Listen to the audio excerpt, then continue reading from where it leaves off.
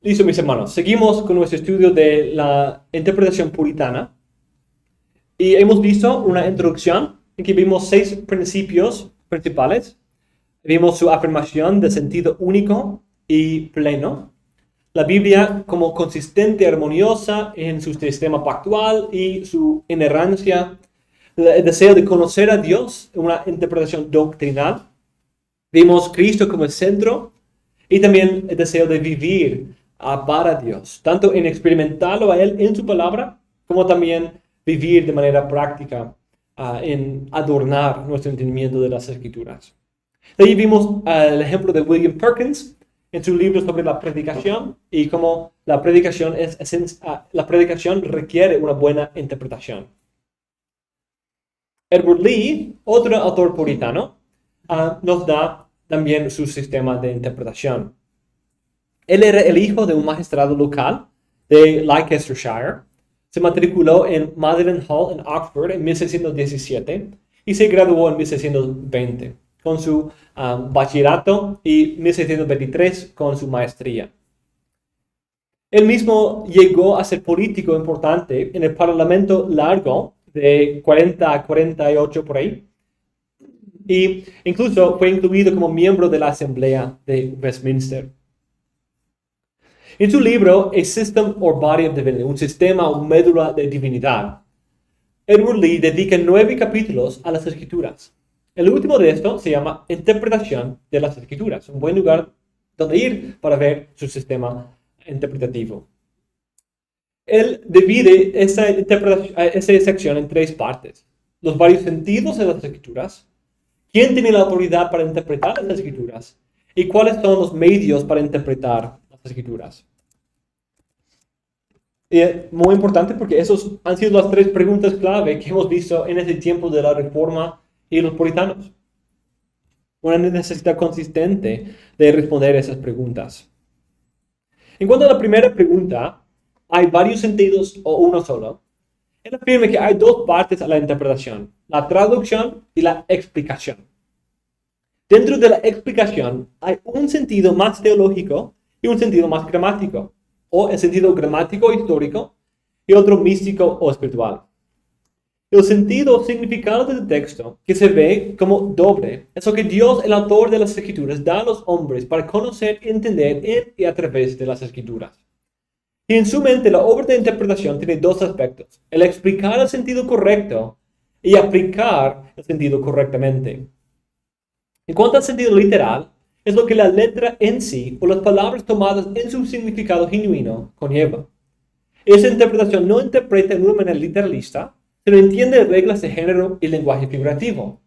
Por ejemplo, cita el pasaje de Juan 10:16, donde Cristo dice que tiene otras ovejas.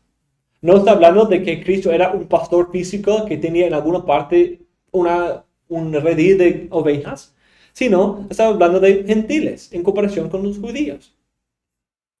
El sentido místico espiritual es ese en que lo expresado en el sentido literal significa algo más en un misterio. Esa idea es bien conectada con la tipología. Es ese sentido elevado que se basa en el texto literal.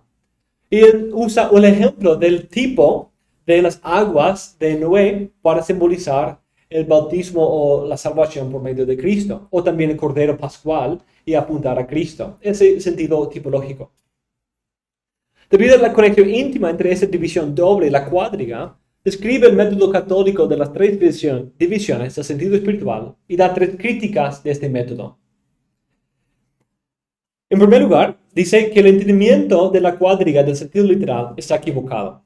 Segundo, a veces afirman varios sentidos literales de un solo pasaje, lo cual causa mucha confusión. Y está personalmente en desacuerdo con la triple división del sentido místico.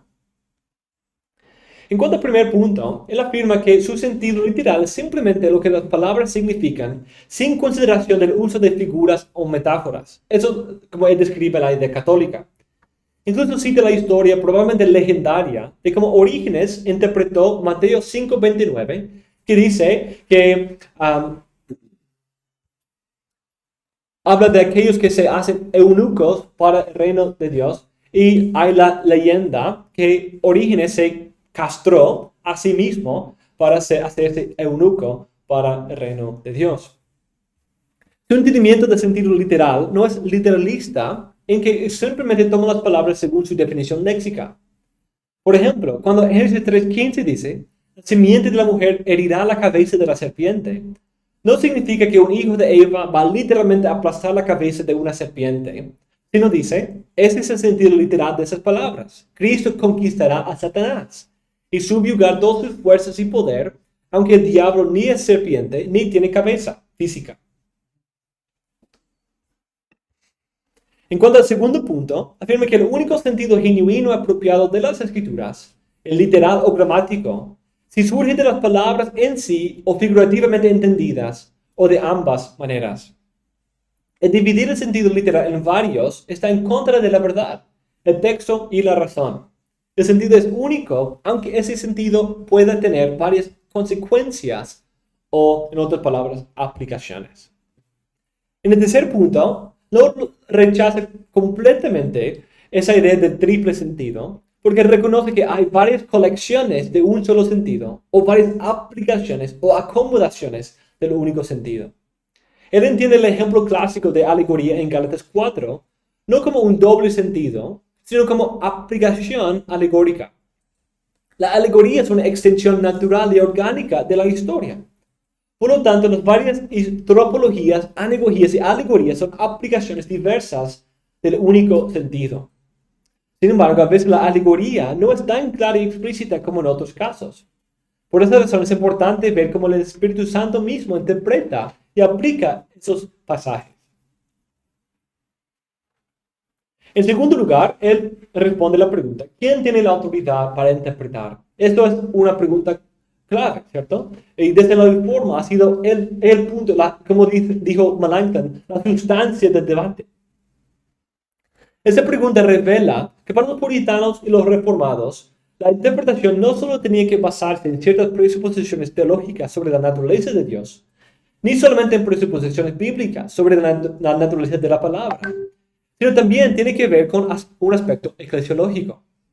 Al afirmar la importancia de interpretar a la luz de la iglesia e historia de la interpretación, los puritanos negaban claramente la autoridad sola de una iglesia, concilio o especialmente del Papa. En cuanto a la obra de interpretar, hay el ministerio de discernir, el sentido de las escrituras, y hay la soberanía de discernir. Esa es una distinción útil. Tenemos el ministerio y la soberanía, o dominio, o autoridad. Según los católicos romanos, ¿qué decían de esa distinción? El ministerio de discernir y la soberanía de discernir. Para ellos, ¿quién tenía el ministerio de discernir?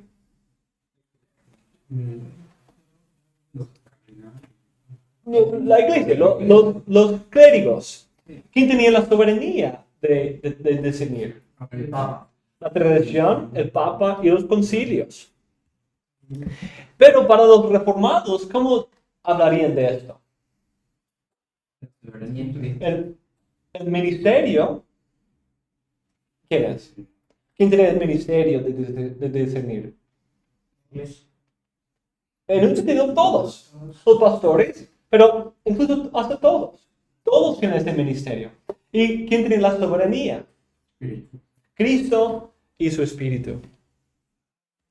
Aunque los puritanos por lo general estaban de acuerdo con la afirmación de que la iglesia, no el clero específicamente, se le ha entregado el ministerio de discernir, no es una persona individual, no a un grupo, sino a la iglesia universal.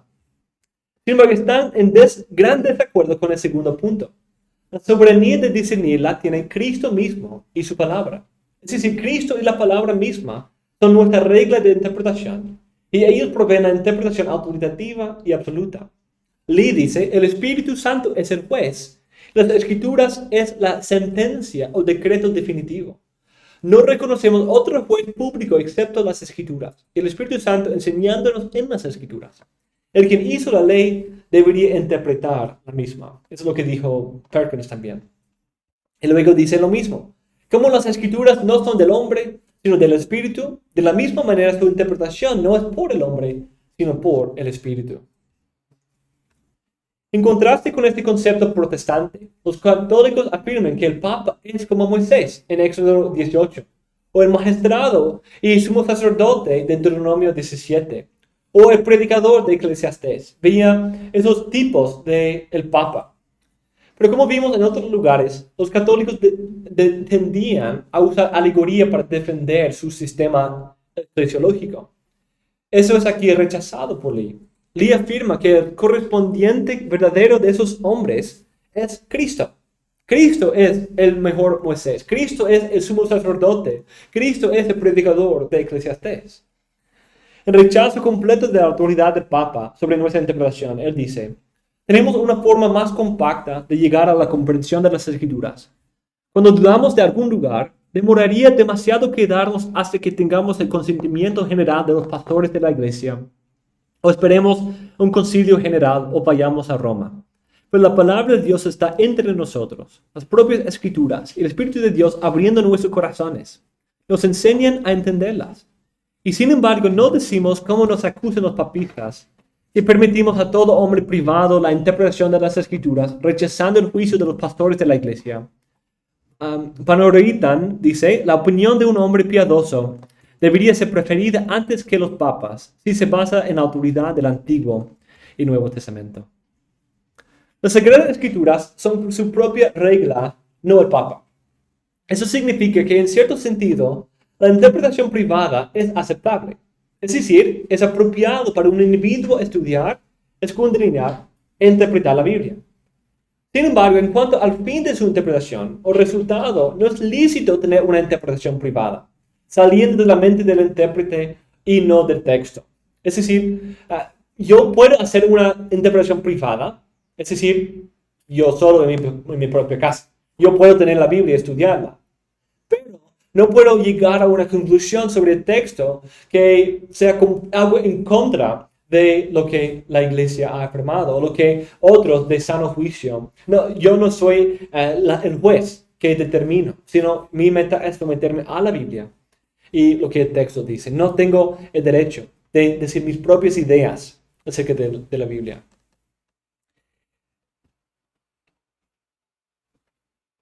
Cita a Cartwright y afirma muy poderosamente que la verdadera interpretación está de acuerdo con los profetas y los apóstoles. Pero si una interpretación que no sale de allí, aunque sea afirmada por toda la iglesia, es en ese sentido una interpretación privada. Interesante. Aunque una interpretación llegue a tener todo el acuerdo de toda la iglesia, de todo el público de la iglesia, si no viene de la Biblia, es una interpretación privada y debe ser rechazada. Es cierto, dice Cartwright contra los remisos, que las escrituras no pueden ser expuestas de todo espíritu privado, ni lo que es más, de cualquier espíritu privado individual, ni tampoco de todos los espíritus privados juntos, sino solo de aquellos que son inspirados por Dios, es decir, los profetas y apóstoles, que aquí se oponen a la interpretación privada. Y por lo tanto, es evidente que la exposición de la escritura no debe ser tomada de los padres eclesiásticos y de los consejos, que no hablan por inspiración, sino de las mismas escrituras. Lo que quiere decir, lo declara en el siguiente versículo, donde muestra la razón de su dicho, a saber que debe ser interpretado como fue escrito y por una autoridad tan alta. Viendo pues que fue hablado primero por hombres santos, que hablaron guiados por el Espíritu Santo y por inspirados por Dios, se deduce que debe ser interpretado por la misma autoridad. La interpretación, por lo tanto, que proviene de los apóstoles y profetas no es privada, aunque sea declarada por un solo hombre. Por otro lado, la interpretación que no se derive de ahí, aunque tenga la autorización de los consejos generales, es privada. ¿Ven lo que está haciendo ahí? Privada no es mayoría. Ser una interpretación privada no es cuando solo uno o pocos lo dicen, sino una interpretación privada es que cuando no esté de acuerdo con la autoridad de los apóstoles y profetas que representan la autoridad de Dios mismo.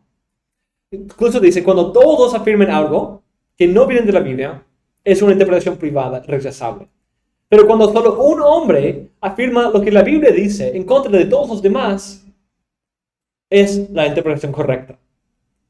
Entonces, ven la diferencia. Es algo importante entender. Para resumir su argumento, presenta 7 puntos para mostrar que el mayor juicio y autoridad de interpretar las Escrituras son dados no a la Iglesia, sino a las Escrituras mismas y al Espíritu Santo. Primero, es únicamente las Escrituras y el Espíritu Santo que tienen el poder para generar la fe y el cambio personal a través de las Escrituras. El Papa y los cardenales no pueden cambiar el corazón del lector. Solo estos dos agentes, el Espíritu y la palabra, por lo tanto deben tener la última palabra. Segundo, el intérprete autoritativo debe ser el autor mismo, el Espíritu quien lo inspiró. El Espíritu obra solo en, por y a través de las Escrituras. También, el Espíritu Santo es prometido para ser un maestro personal para todos los santos, no solo para el Papa y el clero. Todos tienen al Espíritu Santo y su testimonio. Tercero, Cristo mismo, la verdadera cabeza de la Iglesia, apeló en última instancia a las Escrituras y no a otra autoridad. Cuarto, debido a la falibilidad de los padres y el progreso de iluminación del Espíritu Santo, los padres no han dado las interpretaciones y aplicaciones de las Escrituras. No han dado todas.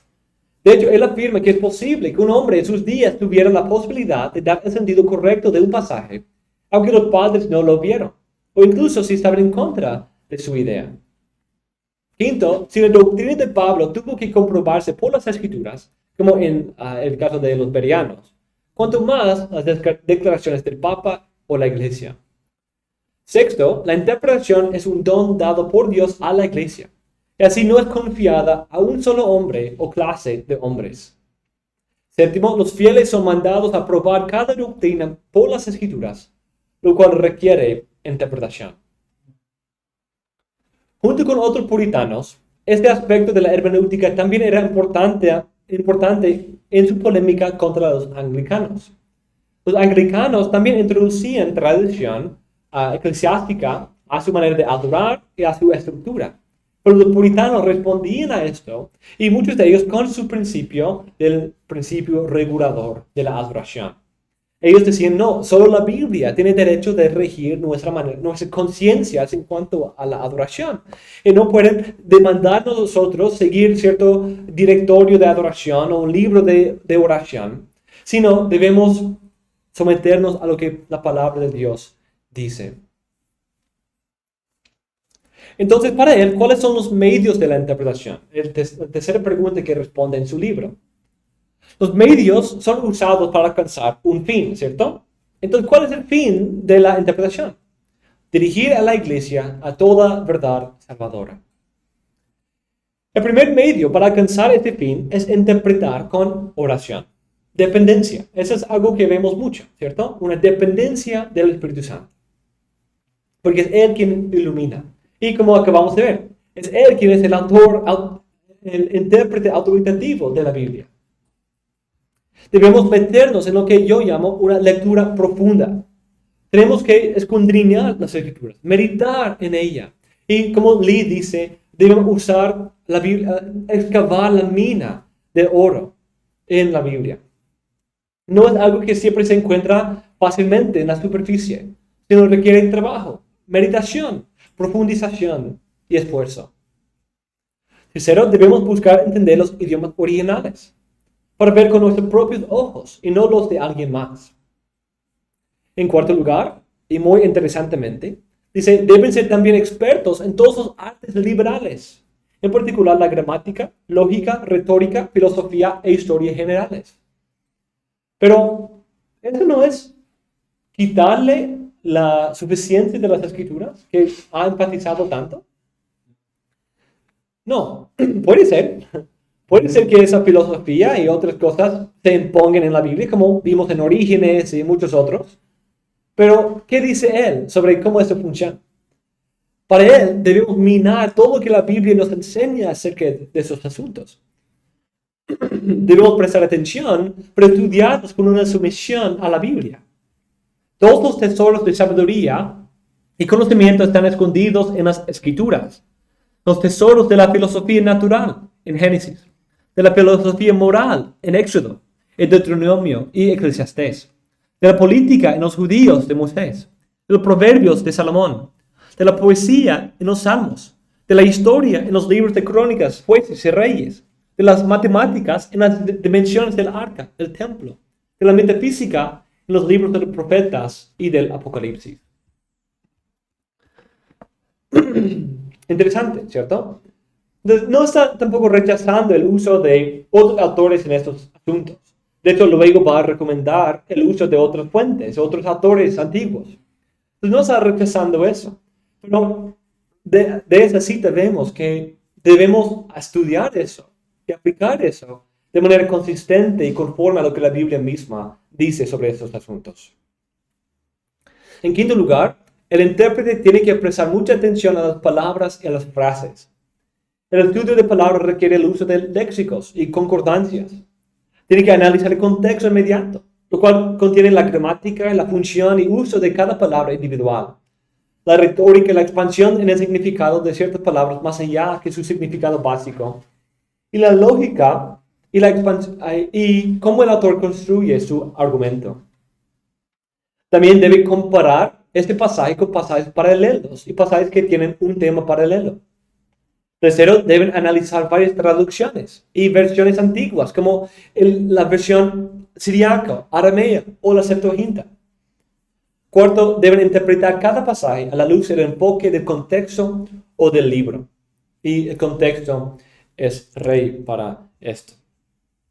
Sexto, cada interpretación de las palabras y frases deben concordar con la analogía de la fe. La analogía es o de la fe, comprendida en la doctrina del credo y recogida de lugares evidentes de la escritura, o es del texto, según la coherencia de antecedencia y consecuencia, por la propiedad de la frase. Según Lee, la analogía de la fe está bien conectada con la analogía de las escrituras. Y uno se basa en la doctrina de las escrituras sistematizada de varios pasajes, y la otra tiene que ver con el significado de los pasajes en su contexto y conforme a la gramática del pasaje mismo. En séptimo lugar, si hay dificultad en entender un cierto pasaje, los expositores judíos, padres y otros intérpretes pueden usarse para entender las escrituras. Sin embargo, no debe olvidarse el punto anterior. Cada autor debe ser comparado con la Biblia misma y leído con discernimiento. Dice lo siguiente: se les llama padres por su edad, precediendo a nuestros tiempos muchos cientos de años, y por su doctrina, que inculcaron diligentemente a los que entonces vivían, y se esforzaban para propagar. Muchas de sus dignas labores se transmitieron a la posteridad. Había en ellos una eminencia de oficio y dignidad, porque eran pastores y maestros en la iglesia; de tiempo, porque estaban más cerca de los apóstoles; de ciencia, porque eran más doctos que muchos de los que les siguieron; de conciencia, porque eran de una vida irreprochable, menos sujeta a la ambición, la codicia, la envidia y otros afectos malignos, con los que las generaciones siguientes estaban demasiado manchadas. A los padres de los primeros 600 años los reverenciamos más y preferimos admitir que los de los 1000 años siguientes, porque estaban más libres del error, como viviendo más cerca de los apóstoles, y ante el primer descubrimiento del anticristo, que fue alrededor de 607, cuando Bonifacio III compró de ese tirano sangriento Focas el título de obispo universal, y con él la supremacía sobre todas las iglesias. Interesante, ¿cierto? Entonces, él dice que debemos prestar atención. Quizás tiene una perspectiva un poco dorada de los padres de la iglesia, porque sí eran santos, eran hombres irreprochables en muchos sentidos, pero también eran hombres de pasiones comunes como nosotros. Eran falibles, dignos de honor, de eminencia, de respeto y también de aprecio por cómo ellos eran pioneros en desarrollar esas doctrinas y sistematizar la fe que nosotros confesamos. Y también notemos la distinción que hace entre la iglesia primitiva y la Edad Media. Le da mucho menos peso a la Edad Media. Siguiendo esa información, él da una lista de varios padres de la iglesia que son útiles en la interpretación. Uno que se sobresale es Calvino. Dice, honoro tanto el juicio del reverendo Calvino, que lo considero entre los mejores intérpretes de las Escrituras desde que los apóstoles salieron de la tierra. En octavo lugar, el intérprete de la palabra tiene que agregarle dos cosas a su interpretación: una práctica consciente y una mente humilde que busque la edificación de la iglesia. Aquí demuestra claramente ese balance característico de los puritanos de fe y vida. Una interpretación no se termina antes de que tu vida sea transformada a esa verdad y también seas instruida en cómo puedes usar esa verdad para ayudar a alguien más. Pero 8 pasos es bastante difícil, ¿cierto? Esos son muchos pasos y muy complicados. Aquí estos 8 pasos son su método para los pastores y estudiantes de la palabra de Dios, para ustedes.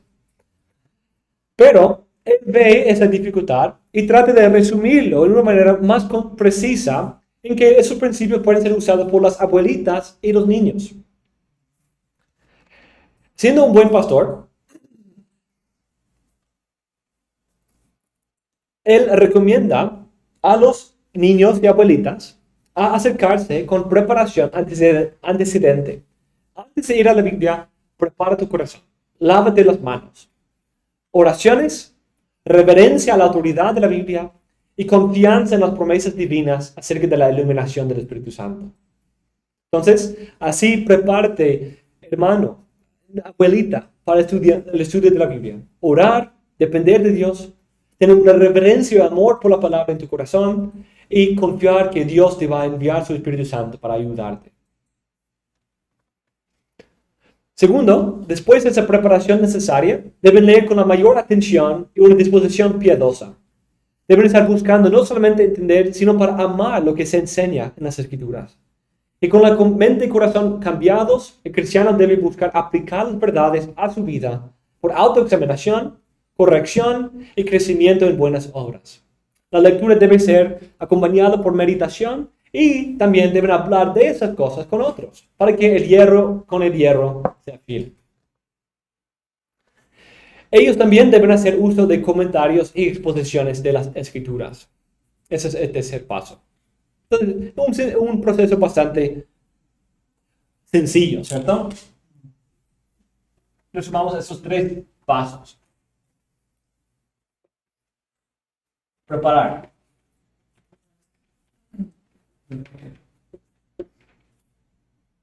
Meditar para obedecer. Mejor, para amar. Meditar para amar. El deseo de meditar y profundizar en el sentido para poder responder en amor a Dios, amor al prójimo y compartir con otros. Usar otros recursos.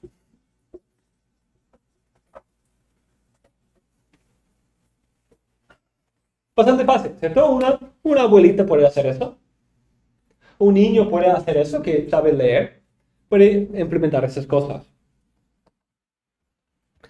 A la luz de esos medios, todos juntos ciertamente forman un camino perfecto por el cual podemos encontrar el sentido correcto de las Escrituras. Para usar esos medios correctos, tenemos que declarar el orden, el enfoque y el sentido de las palabras a la luz de su marco retórico y lógico.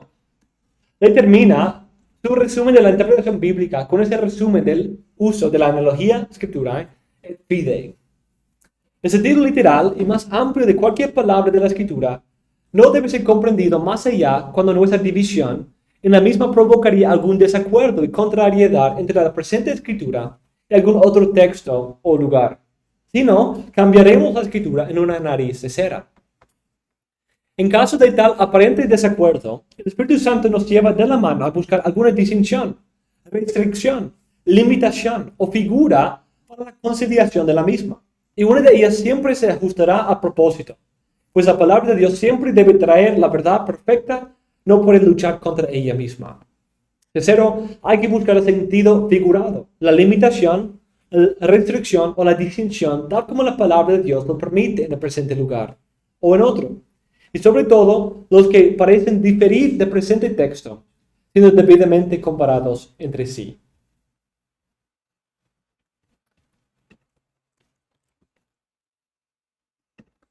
Y así terminamos el estudio de Lee. Pero consideramos ahora el tercer intérprete de esta clase, John Owen. Hay muchos otros que podemos considerar, pero hay ciertas semejanzas entre ellos. Entonces esperamos ver que esos tres nos dan una buena muestra de la diversidad y de los enfoques puritanos. John Owen era el hijo de padres puritanos y desde su niñez era un estudiante dedicado. En su adolescencia estudiaba hasta 20 horas al día.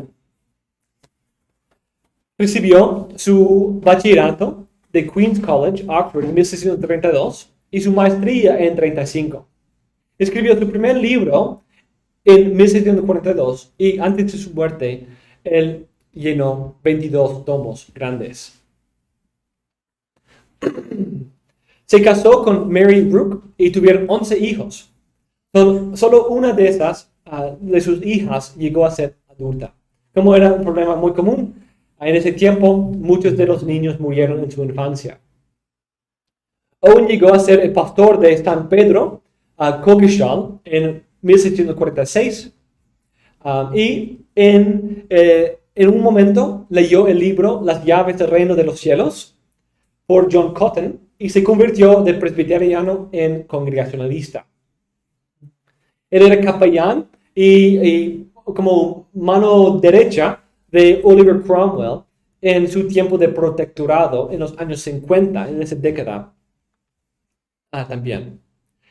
En 1758, él y unos 7 otros congregacionalistas, incluyendo Thomas Goodwin, Philip Nye, Joseph Carl y algunos otros, hicieron una revisión de la Confesión de Westminster que se llama la Declaración de Saboya. Y él es uno de los puritanos más notables del movimiento puritano. El Espíritu Santo, consideremos su manera de hablar del Espíritu Santo y la necesidad de la iluminación. Berryhausen lista 10 aspectos de la doctrina de la Escritura que provieron la base para la hermenéutica de Owen. Dice lo siguiente. Primero, la Escritura es necesaria para la comprensión de la mente de Dios. Segundo, el propósito preeminente de la Escritura es soteriológico. Tercero, la Escritura es la única autoridad para la fe y la práctica del creyente. Cuarto, la autoridad de la Escritura viene de Dios mismo.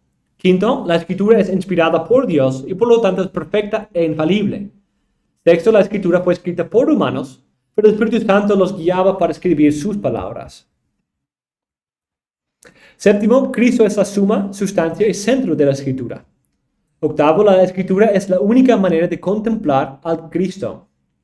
Noveno, Dios mismo es la causa de la fe en la Escritura como la palabra de Dios. Y décimo, las actuales escrituras hebreas y griegas son esencialmente idénticas a los autógrafos originales. En uno de los 2 libros donde hace explícitos sus principios hermenéuticos, el libro Pro Sacris, está luchando explícitamente en contra de los fanáticos, estos cuáqueros y otros anabaptistas que rechazaban las escrituras para buscar, rechazaban la letra muerta de las escrituras para tener el espíritu en una nueva revelación o en esa luz interior. Por eso, uno de los principios fundamentales de la interpretación de Owen es la importancia de la iluminación del Espíritu Santo. La razón humana no es suficiente para dar un entendimiento de las Escrituras. Y la iluminación del Espíritu Santo que viene en las Escrituras nos ayuda a cuidar del error de los cuáqueros. En contraste con los armenianos y socinianos que daban un rol demasiado alto a la razón humana, en contraste a los papistas que daban demasiada autoridad al Papa, los puritanos sostenían que la Escritura iluminada por el Espíritu es el estándar y regla de los cristianos. La razón humana sí era importante y necesaria, como en el uso de la consecuencia buena y necesaria, pero tenía que someterse a las Escrituras y lo que era de verdad necesario. Por esa razón es clave que nos acercamos al texto de las Escrituras con una disposición obediente.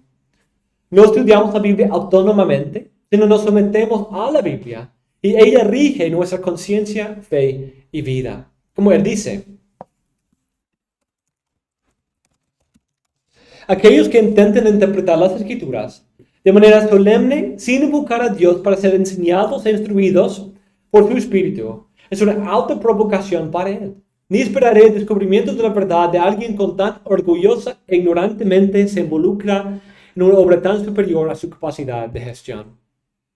El Espíritu es necesario para entender todas las Escrituras. A veces hay partes difíciles de entender o partes que parecen contradecirse, pero una dependencia del Espíritu Santo nos ayuda a mantener la paradoja y tener la Biblia como nuestro estándar. Cuando quizás haya algún conflicto y no sabemos cómo solucionarlo, nos sometemos a la palabra de Dios y esperamos mayor iluminación. Con esta iluminación podemos afirmar que Dios es uno y tres al mismo tiempo. Que podemos decir que Cristo es tanto divino como humano al mismo tiempo. Y también que la soberanía de Dios y la responsabilidad humana son compatibles.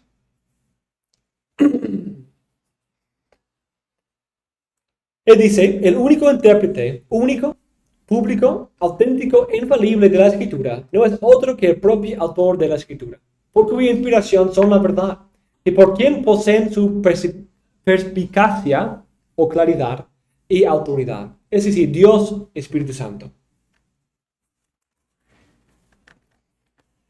Otro punto de la interpretación de Owen es que su interpretación de la Biblia tiene el propósito de guiarnos a tener comunión con el Dios Trino.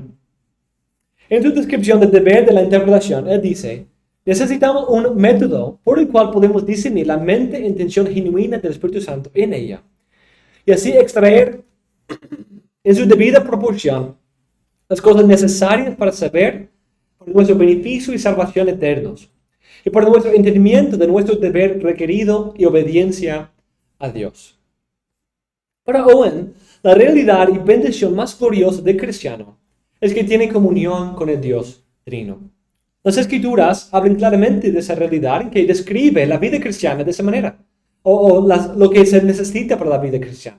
La gracia del Señor Jesucristo, el amor de Dios el Padre y la comunión del Espíritu Santo sean con todos vosotros. La vida cristiana se caracteriza por comunión con las tres personas de la Trinidad. Y de hecho, su libro famoso, Comunión con Dios, es exactamente eso, describiendo esa comunión con las tres personas de la Trinidad.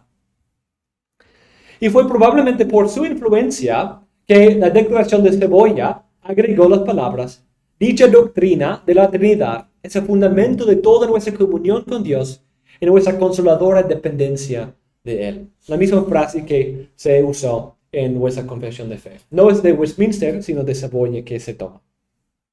Y probablemente por Owen.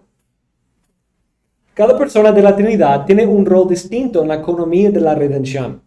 El cristiano recibe beneficio de cada aspecto. La elección del Padre, la redención e intercesión del Hijo y la santificación del Espíritu Santo. No solamente es que las Escrituras describen y afirman esa realidad, sino tiene el propósito de traernos a disfrutar de esa comunión. La obra del Espíritu Santo en la iluminación de las Escrituras nos toma más allá de un simple entendimiento de la doctrina de la Escritura, hasta un verdadero conocimiento de la mente de Cristo. Una realidad de comunión. ¿Cómo conocemos la mente de una persona? Menos que haya una comunión. Cuando estudiamos la Biblia, el Espíritu Santo nos santifica, nos pule, nos da consuelo y confort. Cuando la Biblia describe la obra y hermosura y la gloria del Dios Trino, y su lectura es acompañada por la obra de ser miembro de la Trinidad para llevarnos a realmente disfrutar de esas realidades. Como dice, esto entonces es la obra del Espíritu, que Cristo ha prometido, que Él traerá a nuestra memoria y nos dará entendimiento de las palabras de Cristo en las Escrituras, para nuestra guía y consolación.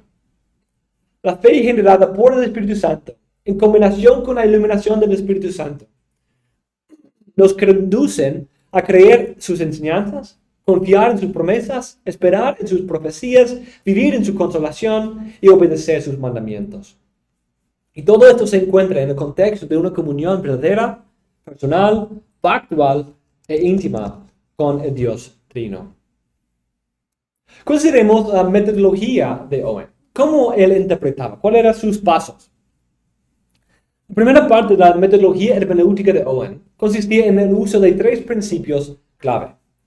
Como los otros puritanos en esta lección, Owen afirmaba 3 aspectos claves para el entendimiento de cualquier pasaje. En primer lugar, tienen que interpretarse a la luz de la analogía de la fe. Segundo, tienen que examinarse el diseño y enfoque del contexto. Eso es lo mismo que dijo Perkins. Y debe haber una observación diligente de lo antecedente y lo siguiente, lo consecuente.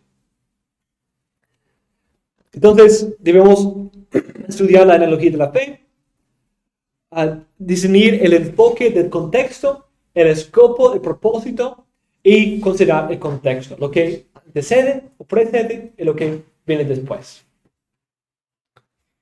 El segundo medio importante es el uso de oración.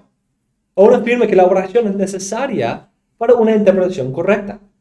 Debemos pensar que es extraño para un cristiano, cuando puede ser después del uso de todos los otros medios, que se encuentre perdido sobre el verdadero significado e intención del Espíritu Santo, en cualquier lugar o texto de la Escritura, para llevar a sí mismo de una manera más que ordinaria a Dios por medio de la oración, que por su Espíritu le ilumine, guíe, enseñe y así le revele la verdad. Esta es la hoja de anclaje de un fiel expositor de la Escritura, a la que se entrega en todas las dificultades, ni puede ser llevado sin ella a una cómoda satisfacción de que ha alcanzado la mente del Espíritu Santo en cualquier revelación divina. La única manera de poder ser convencidos de que realmente tenemos la mente de Dios en un pasaje es por la oración y el testimonio del Espíritu Santo en respuesta a eso. En conexión con la oración, es también clave que un cristiano se acerque al estudio de la Biblia con una disposición obediente y enseñable. Después de haber entendido el texto, debe obedecerlo por creer su doctrina o practicar sus mandamientos. Esa disposición debe seguir toda la vida, mientras el estudiante de la Biblia sigue disfrutando de todas las riquezas de la salvación con Cristo y su comunión con el Dios Trino. La vida cristiana completa, aún toda eternidad, consiste en un crecimiento continuo en nuestro entendimiento de todas las glorias de nuestro Dios Trino y la salvación que hemos recibido de su mano. Debido a la importancia de las Escrituras en la vida cristiana, el intérprete debe disciplinarse y ocuparse de crecer en esas herramientas que conducen a una mejor hermenéutica, principalmente los idiomas bíblicos. Dice, en una ventaja singular en la interpretación de la Escritura, que un hombre esté bien familiarizado con los idiomas originales y sea capaz de examinar el uso y significado de las palabras, frases y expresiones tal como se aplican y declaran en otros autores. También el estudiante de la Biblia debe familiarizarse con la historia, cronología y geografía del mundo de la Biblia. El estudio de la historia no solo nos ayuda a entender varios pasajes de las Escrituras y la narrativa general de las Escrituras, sino también nos sirven para fortalecer nuestra confianza por la examinación del cumplimiento de varias profecías y las promesas de Dios. Una tercera disciplina importante es la retórica y la lógica. Es importante poder analizar el argumento de un autor y ver las conexiones retóricas que él hace y cómo él trata de persuadir y llamar la acción a su público. Una interpretación fiel se basa en el entendimiento de las palabras y frases y también el discurso y estructura completos del libro y su flujo de argumento. En último lugar, un buen intérprete debe aprovecharse de la sabiduría de otros hombres, contemporáneos y antiguos. Nuestra generación no es la primera en interpretar la Escritura. Sin embargo, todas las disciplinas deben usarse en sumisión a la analogía de la fe y la analogía de las Escrituras, y también en sumisión al Espíritu Santo. Nuestro estudio de historia, retórica o los padres no pueden llevarnos a negar o cambiar lo que dice la Escritura. Ella es nuestro estándar autoritativo. Para resumir los principios centrales de la hermenéutica de Owen, podemos ver esa descripción de Hausen. Escuchemos aquí esos 12 principios. El único intérprete infalible de la Escritura es el Espíritu Santo. Por lo tanto, es necesario que el intérprete sea iluminado por el Espíritu mientras realiza la tarea de interpretación.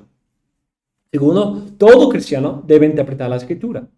Tercero, el intérprete debe tener un corazón, una actitud y una vida correctas ante Dios para poder interpretar las Escrituras correctamente. El intérprete humano es falible en su interpretación.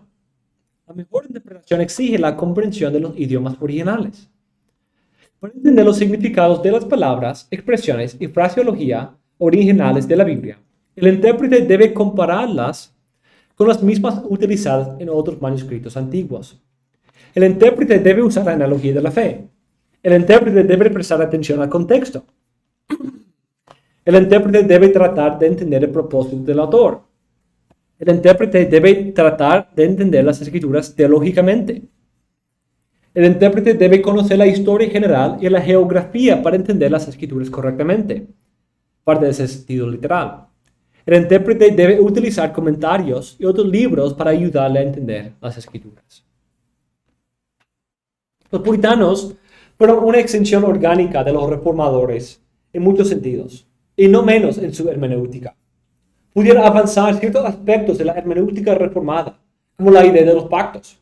Estaban unidos con los reformadores en rechazar ciertos aspectos de la hermenéutica católica, como la autoridad interpretativa de la Iglesia y el Papa, la autoridad de la Vulgata y el desuso de los idiomas bíblicos, o con el cuádruple sentido de la cuadriga, y la inclusión de los libros apócrifos en su canon, y otras cosas. Sin embargo, los puritanos también tenían sus propias luchas con los armenianos, socinianos, los cuáqueros y otros que exaltaban la razón humana por encima de la Biblia, o que no negaron el uso de consecuencias necesarias. En contra de este grupo, los puritanos concretaron la importancia de la iluminación del Espíritu Santo, la analogía de la fe, la analogía de las Escrituras, y también la importancia de afirmar la autoridad de la Biblia en su expresión expuesta y consecuencia necesaria.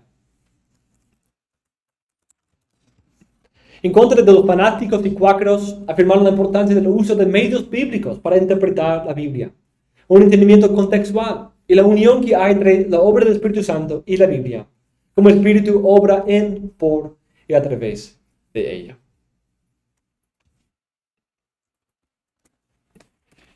Y con esto, mis hermanos, cerramos nuestro estudio de los puritanos, pero seguimos en este mundo de los puritanos, que mañana vamos a estudiar la hermenéutica de Benjamin Keach y los bautistas particulares, que caben dentro de este grupo de los puritanos.